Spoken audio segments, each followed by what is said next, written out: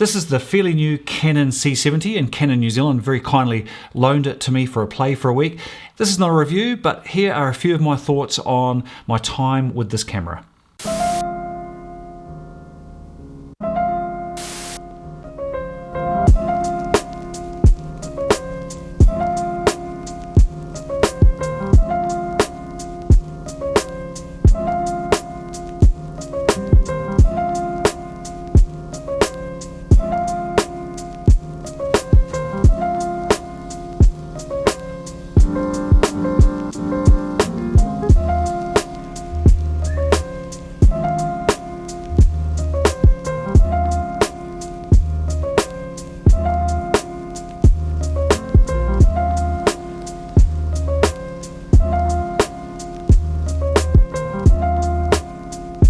Hi, I'm Grant, and having had a good play with this Canon C70 for a week, here's a few of my thoughts on what I liked and didn't like about the camera.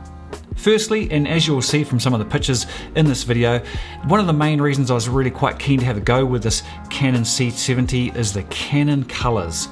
I believe Canon still has possibly the nicest colour science, if that's the right word, out there for the images that come out of these Canon cameras. I know a lot of the cameras, such as your Sonys, are catching up to it, but it's quite hard to beat that Canon look. There is just something about the Canon colour science, or that Canon look, if you like, and if you look at these images, there is just something very visually and aesthetically pleasing about the Canon colours. Now, another reason I was quite keen to get my hands on the C70 is that this is Canon's first and most compact Canon EOS cinema line that uses the RF lens mount. Now, obviously this compact form is perhaps being targeted for cinema users that want a compact camera for handheld styles of shooting, and the strap on the side is actually really comfortable to use. The only thing I would have perhaps loved to have seen is, for example, on the older Canon C100, it had a rotating grip, which would have been nice to use, because often I was shooting at a sort of a lower or hip height level, and it would have been kind of cool to have a rotating grip like the C100 had. Now, my other next favorite feature about using this camera, apart from the Canon colors, was it has built-in ND filters. Now, that is fantastic to use, as obviously you don't need to cart around a whole bunch of ND filters to screw on the front of your lenses. You just need to basically compose your shot, dial in the ND you required, and then you can set your aperture perhaps for a very shallow depth of field. So built-in ND is a fantastic thing to have. Now, here's a funny quirk with the camera, and that it doesn't sit flat with the lens on it. It keeps tipping forward, so you kind of want to put a tripod plate or a cage or something on it. And I think perhaps Canon, obviously, even though this is a very compact camera, they are obviously designing it so that you will build it up with your own cages and other operating tools and accessories that you may desire. Now, here's a funny little quirk I noticed on this camera, and that is the on-off switch. It's actually kind of reversed to just about all the other camera switches I have. For example, most camera switches I have, like for example on my GH5, you flick the switch to the right to turn it on and flick it to the left to turn it on. Canon's the opposite. You flick it to the left to turn it on, and I was forever leaving the camera on because I thought I'd switched it off by flicking it to the left, but all I was doing is flicking it into the lock mode, and the camera was sitting there chewing its battery. And with regards to the battery life, this Canon came with the BP A30 battery, and they actually make a big one there, and the battery life is fantastic, so it wasn't really an issue. Now, another reason I was quite keen to have a go with this camera is to try the Canon C-Log 2 format. Now, I'm not a big fan of shooting in log formats generally for the style and type of shooting I do, but I've heard good things about the C-Log, and I found it actually quite good to use. You could essentially dial up the camera to shoot in Canon C-Log, and then when you're using your LCD monitor, you can apply a LUT to the monitor, so it actually looks like you're shooting in a normal Rec 709 style, which I find is always easier to help me with exposure and focus. And as you would expect, this camera has all of the tools that can help you with exposure and focus, such as zebra, peaking, and a waveform monitor in the LCD display there.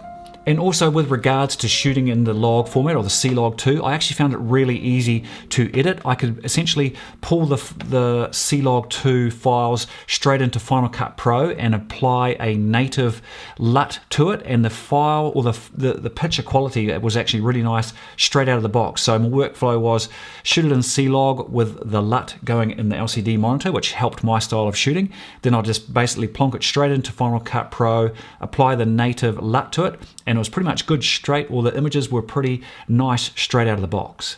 So overall, I actually quite enjoyed and found the process of shooting in C-Log2 actually quite easy and quite nice.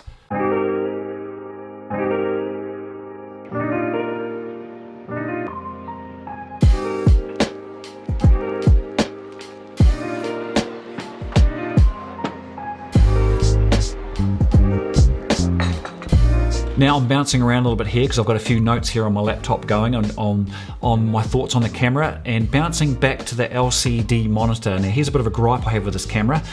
I know it's compact, and I know Canon are probably aiming it at professional users who are going to build it up perhaps with external monitors and stuff, but man, this LCD monitor with my eyesight I found really tough to read. Like the displays and the readout on that LCD monitor is tiny. Now I know some people will say, well, if you use an external monitor then it's not such a big deal, but again, you're kind of starting to then edge away from perhaps one of the selling points of this camera being its small and compact size. Now when Canon sent me this camera, I asked for their ultra-wide 15 to 35 f2.8 RF lens, and that is a nice piece of glass. However, the RF format doesn't have a lot of ultra-wide lenses yet, and even with this one, for example, this camera is a Super 35 shooting image sensor, and it has a crop factor when shooting in 4K. Let me just check my notes what that crop factor is. 1.46. So even shooting on its very wide 15mm, you're essentially at about a 35mm equivalent of about 21 to 22mm, so it's still not ultra wide. Now a lot of you know me on this channel as I shoot a lot of real estate styles of video, and you often need these ultra wide lenses for shooting in tight interior spaces. And even this, for example, 15mm RF lens is still not quite wide enough for me in some instances.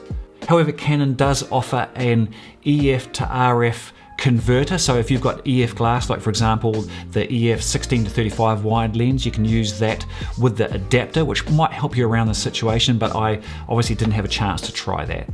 Now also, if you're a real estate video shooter, then quite often you'll be shooting on a handheld gimbal, and that would be a factor if you were looking at this camera for real estate styles of shooting. It is quite big and bulky, so you're going to need quite a big and bulky gimbal to handle this camera if you're going to use a gimbal to shoot. I tried mounting it on my original Moza Air gimbal, and it wouldn't, even though that gimbal could probably handle the weight of this camera and lens, the camera was too big and it was hitting at the back of the gimbal, so I couldn't use it on my Moza gimbal. And also, as another side note for real estate shooting, it's not a low light shooting monster like, for example, the Sony A7S series, but it was pretty good. But from what I've seen and what I've tried, you can take it up to about ISO 3200. Anything over that, it's starting to get a little bit of noise in the darker areas of your shot. And also, as you'd expect, this camera is targeted at professionals. It has 12 programmable buttons that you can program in your own menu or operating control settings, and it also has professional input settings such as time code in and mini XLR plugs for professional audio. So overall, those are my thoughts on my brief stint with the Canon C70, and I guess what I like the most about it is, and as I mentioned earlier, what I was interested in the most is obviously the Canon colors, and the image quality out of this camera does look fantastic. This is a very spec'd up camera in a very compact size. It probably has, I guess, for the price and functionality, it has more than what I need for my typical style of shooting, but I did enjoy my time with this camera, and it is a fairly nice piece of kit. That's all from me, and I will see you in the next video.